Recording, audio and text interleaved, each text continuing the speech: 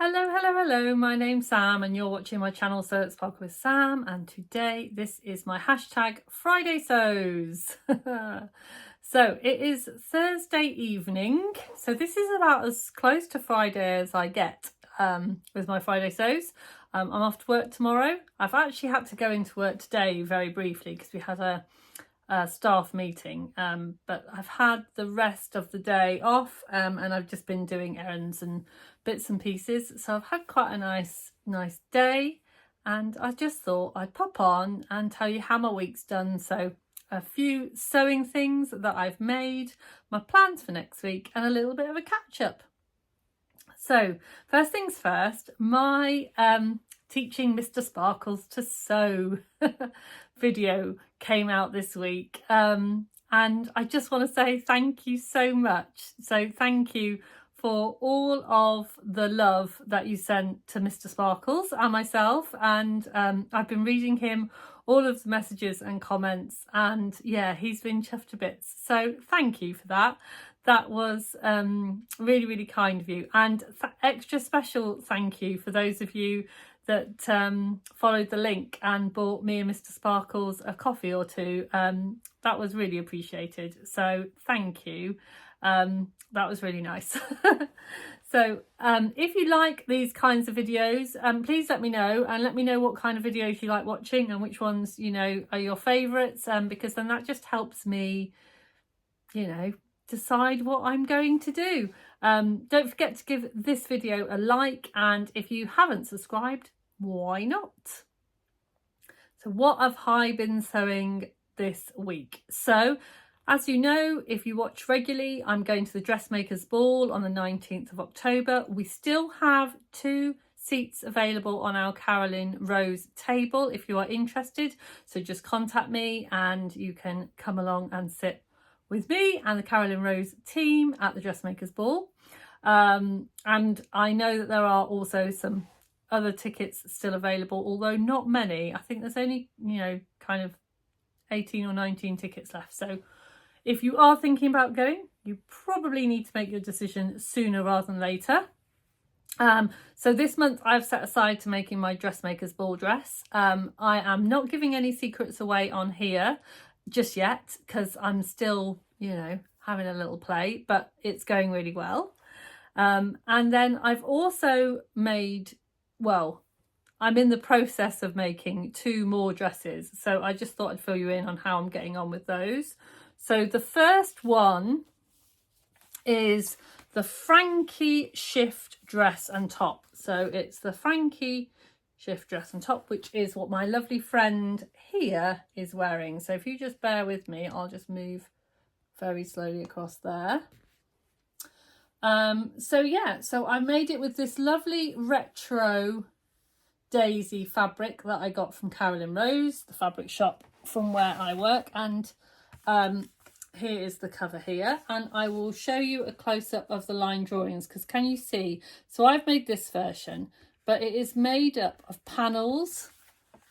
So you have got, excuse me, you have got a side panel and the pockets slip into the side panel, and you've got a front panel, and then you've got another side panel, and the sleeves are also made out of the 2 side panels. So you've got a front side panel and you've got a back side panel, and then you've got the back panel, and then you've got a back side panel, another front side panel, and then the front. So that's how it's kind of made together.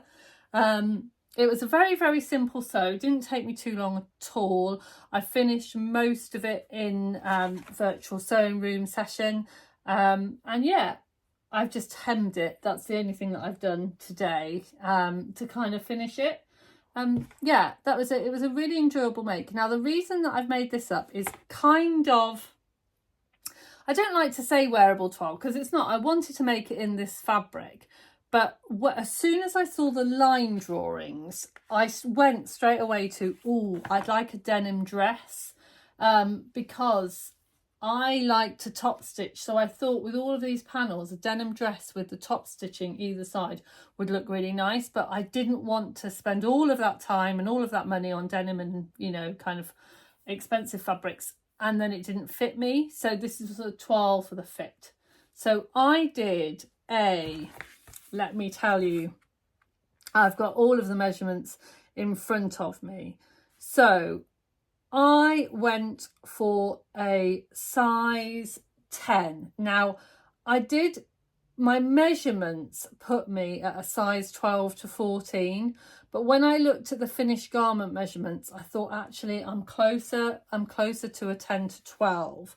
So I did go for a 10, but I did grade out slightly at the bust to a 12, and I made a few adjustments. So as you can see on the side panels here, it's a 10mm seam, 1 centimetre seam allowance all across, but in here I went to 15, so to make that a bit smaller here, and I went to 15 here as well to bring it in, and that just saves me doing my narrow shoulder adjustment that I normally do.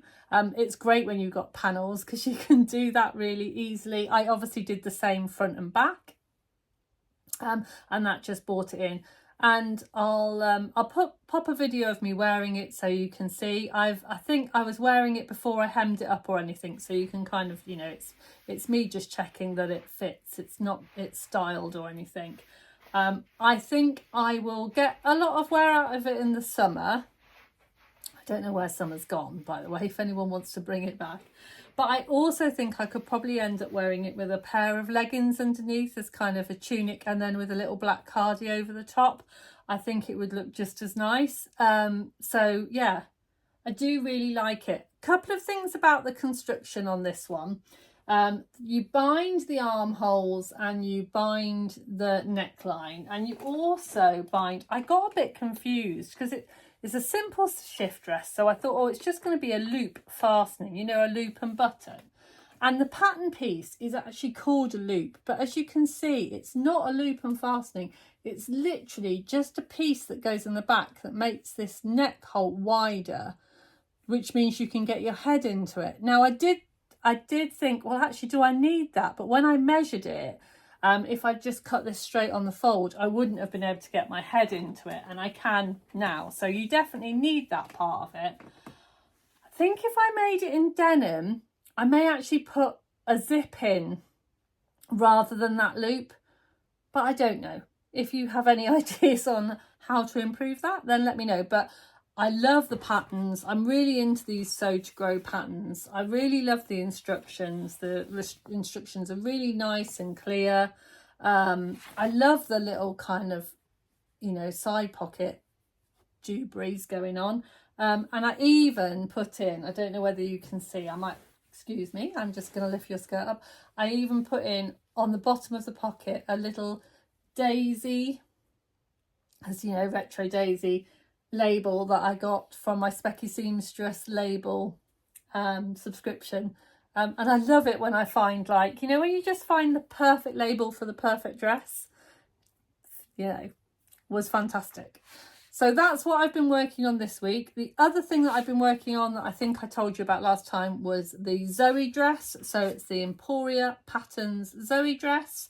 I've been making it in my So Hayley Jane fabric that I got in the cotton poplin with the toucans on. Now, that has been a bit of a different story. That has not been plain sailing. So, as some of you know, I work in a sewing shop with a sewing school attached downstairs. So we have massive cutting tables downstairs. So when I went in on Tuesday, obviously I have a lunch break, so I thought, right, I'll take my Zoe dress with me because I can spread it all out. I can get it, I had it all ironed and pinned, but I can cut it all out because there's just so much more space. So I did that. So I cut it all out, folded it all up, popped it in a project bag, brought it home, and in that process I managed to lose one of the pattern pieces with the fabric attached to it. I had everything else cut out. Lovely job. So yesterday, when I had a bit of time to sew, I was sewing it all together and I suddenly realised my mistake. I felt like such a wally. So I emailed them I emailed them at Emporia Patterns, and I have to say that it was just amazing. They got back to me straight away pretty much and said, yeah, not to worry about it. And they gave me exact dimensions. I mean, obviously it's not a PDF. It's not a PDF pattern. It's a paper only pattern. So they couldn't, send me just the placket because it would, they wouldn't be able to sell the pattern. They gave me exact measurements, which was great. And so I managed to kind of cut it out and save the day. And then as I was putting the rest of the dress together and moved all of my work bag out of the way, what do you think I found? What do you think I found? Yes, I found this. I found the pattern piece with so I've now got 2 strips of fabric that I absolutely don't need. Anywho. So I will be getting on with that. So I do have to make a bit of a decision. I've got these lovely green buttons and I've got these lovely coconut shell buttons, and I don't know, I like the idea of the coconut shell with the tropical because I think that looks quite nice, but I think the green just gives it that really nice pop. So I don't need to make that decision now, but if you've got a favourite, then let me know. So yeah, so that's what I've been sewing this week. I've also been doing a bit of scrap busting and a few other bits and pieces, but nothing too exciting. As you know, I have been trying not to buy any fabrics, so I don't have any Happy Mail or Post or fabrics to show you because I have been a very good girl and I haven't bought any fabrics for a few weeks now. I mean, apart from the ones that keep coming home with me from work, but unfortunately I can't do anything about those. Yeah, but I will be wearing this to work and promoting it, so hopefully we'll be able to sell some fabric, and that will create space in different ways. So that's really what I've been up to this week. Next week my plans are, obviously I want to finish my Zoe dress, and I really want to crack on with my Dressmakers ball dress because I would quite like, so my next week is I would like to do kind of less kind of planning, more actually starting kind of cutting and sewing next week. So yeah, that it's that thing, isn't it, that first cut, eek, scary, but that's what I want to do next week. And then I think I'm going to try, I say this every time, I'm going to try not to cut anything new out, but I do like to have lots and lots of projects on the go. It's just the way my brain works, and I find it easier to concentrate if I've got more than one thing on the go. I know some people find that really hard to understand, but for me that's the way that I work. I've got a virtual sewing room booked in for Saturday, which I'm hoping to partake in, and then we've got a busy weekend because we're helping my daughter move, so that's could be exciting. So yeah, so that's about all I've got to tell you this week. So short and sweet, just like me. Oh, and I went to the hairdressers, so she congratulated me on how well it's grown, and she was like, 8 or 9 weeks, Sam, and I think you'll nearly be there. So yeah, fingers crossed. So don't forget to sparkle. I hope you have some lovely time to sew, and I'll see you really soon. Bye for now.